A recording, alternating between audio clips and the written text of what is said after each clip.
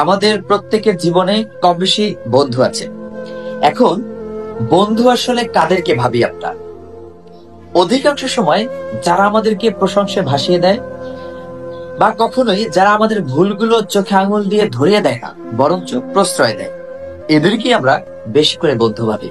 দেখেন, যে মানুষটা আপনার ভুলগুলো চোখে আঙুল দিয়ে দেখিয়ে দেবে এবং স্পষ্ট ভাবে বলতে পারবে তুই এটা ভুল করছিস, সেই আপনার প্রকৃত বন্ধু। আমাদের জীবনে অতিরিক্ত ভাবে যে বিপদগুলো আসে সেগুলো আমাদের ছোট্টখাটো ভুল থেকে আসে।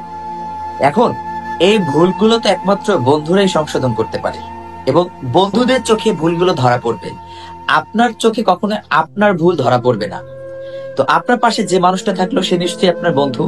এখন সে যদি আপনার ভুলগুলো ধরিয়ে না দেয়, তাহলে কিভাবে সে আপনার বন্ধু হয়?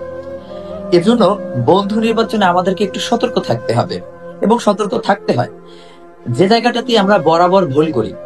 দেখেন, একটা কথা আছে, সৎ সঙ্গে স্বর্গবাস, অসৎ সঙ্গে সর্বনাশ। আমাদের অধিকাংশ সর্বনাশটাই কিন্তু বন্ধুদের মাধ্যমে হয়।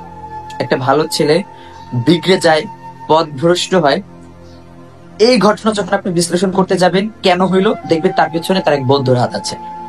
যে কারণে সব ধর্মে, আমাদের ইসলাম ধর্মে তো বলেই দেওয়া আছে যে বন্ধু নির্বাচনে সর্বোচ্চ সতর্ক থাকতে হবে।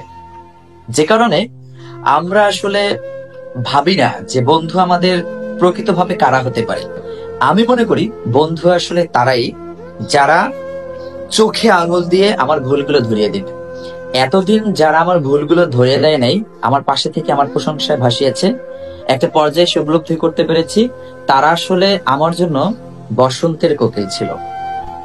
এদেরকে সর্বোচ্চ ভাবে এড়িয়ে থাকার চেষ্টা করি, এবং ভবিষ্যতেও চেষ্টা করব। আর যাদেরকে আসলে শত্রু মনে করেছি আমার ভুলগুলো ধরার কারণে, আমাকে ভুল ধরিয়ে দিয়ে আমাকে একটা বিশ্লেষণের মধ্যে ফেলে দেওয়ার জন্য, তাদের সাথে আসলে আমার অন্যায় হয়েছে। যে কারণে আমি আমার বাস্তব অভিজ্ঞতা থেকে বলছি, বন্ধু নির্বাচনে সতর্ক থাকতে হবে, এবং অবশ্যই তাদেরকে বন্ধু বানাতে হবে যারা আমার ভুলগুলো স্পষ্ট ভাবে ধরিয়ে দেবে।